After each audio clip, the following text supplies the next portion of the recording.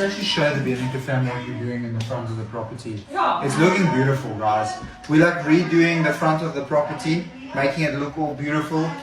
Quinta decided to look so this is the front portion of our property that we're busy like making, like it's like light renovations. It's not hectic renovations, but we've been going at this probably for like 2 weeks because I'm just going to show you. This is what we are doing, right? We're making this all beautiful, even down there, because guys, it actually looks horrendous.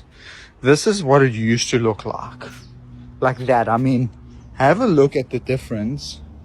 It's like crazy. Also going to be doing this by the pool because I think it's going to look super beautiful.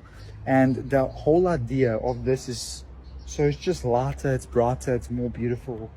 It matches the house because that, I think it's called an Afrikaans lei klip. It looks really, really ugly.